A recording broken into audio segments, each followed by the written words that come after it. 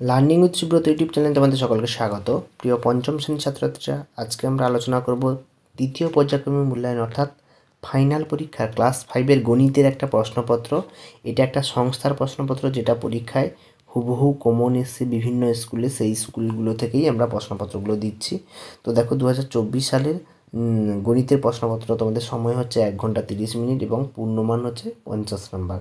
তো প্রশ্নপত্র দেখো, একের দাগের 10টা ছোট প্রশ্ন দিয়েছে এবং 10টার মধ্যে 10টাই করতে হবে, একটাও অথবা দেয়নি। তো দেখো প্রশ্নগুলো আমি আলোচনা করে দিচ্ছি, অ্যান্সারগুলো অনেকগুলো আলোচনা করছি এবং এই অ্যান্সার শিটের সমস্ত অ্যান্সারগুলো পেতে বা পিডিএফ পেতে আমাকে কমেন্টে তোমরা জানাও, আমি অবশ্যই সেখান থেকে তোমাদের সম্পূর্ণ অ্যান্সারটা দিয়ে দেবো।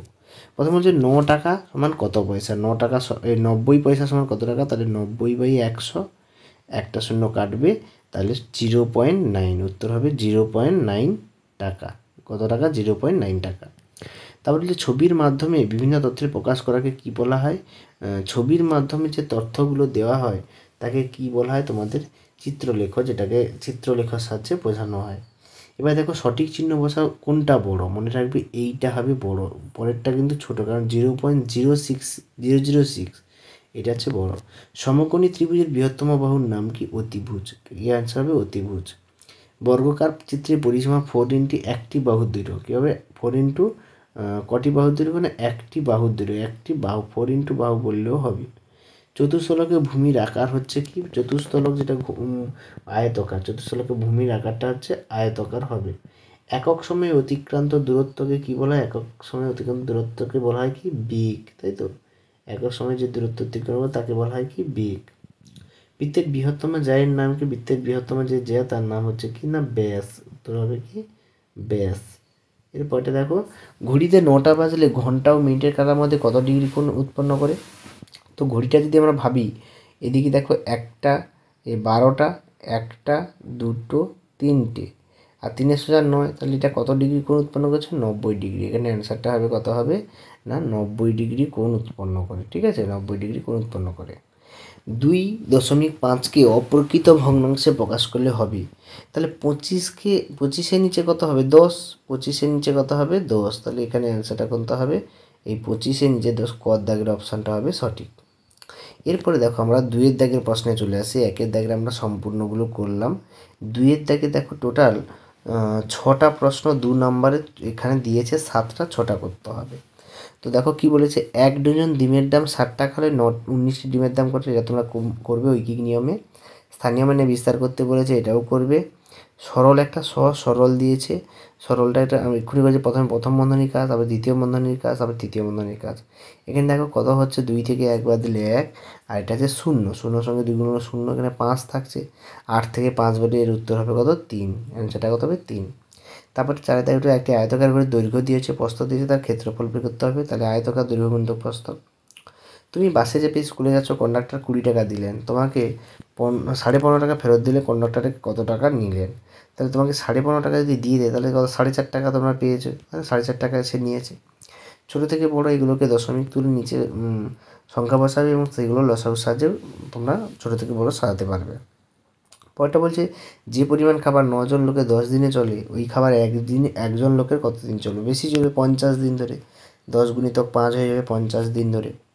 তারপরে 3-এর দাগে দেখো, এখানে জ্যামিতি করতে বলেছে। সমকোণী ত্রিভুজের একটি কোণের মান 30 ডিগ্রি হলে অপর দুটো কোণ কত হবে? না, একটা কোণ 30 ডিগ্রি, ঠিক আছে। অপর একটা কোণ 90 ডিগ্রি। কেন? না, সমকোণী ত্রিভুজ বলেছে। আর তাহলে আর একটা কোণ কত হবে? না, 30 + 90 = 120, আর 180 থেকে 120 বাদ দিলে কত হবে? 60 ডিগ্রি। এর উত্তরটা কত হবে? না, 60 ডিগ্রি। সমান্তরাল সরলরেখার ছবি আঁকো। সমান্তরাল সরলরেখা কীরকম হয় বলতে? যখন দুটো সরলরেখা দেখো একই দিক বরাবর অভিমুখে গমন করে, একই রকম থাকে।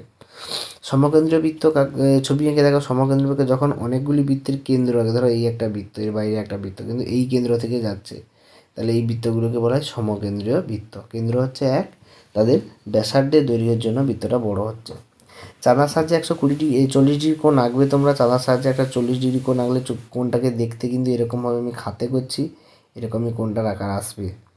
পরেরটা কী বলেছে দেখো, পরের প্রশ্নটা বলেছে, রেখাংশ এবং রশ্মির তুলনা করো। এটা তোমরা করবে। রেখাংশ একটা নির্দিষ্ট মান আছে, কিন্তু রশ্মির কোনো নির্দিষ্ট মান নেই, যে কোনো দিকে সে অগ্রসর হতে পারে এবং অনেকটা।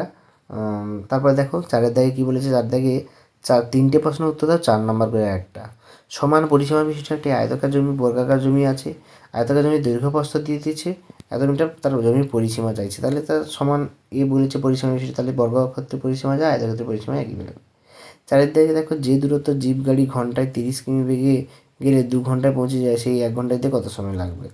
তারপরে একটি ছাত্রাবাসে এতজন ছাত্রে এত ধরে খাবার মজুদ আছে, 17 দিন পর আরও 25 জন নতুন ছাত্র এলে ওই খাবার আর কতদিন চলবে। তারপরে দেখো একটা সরল দিয়েছে, প্রথমে তোমরা রেখা বন্ধনী কাজ করবে, তারপরে প্রথম বন্ধনী, তারপরে দ্বিতীয় বন্ধনী, তারপরে তৃতীয় বন্ধনী।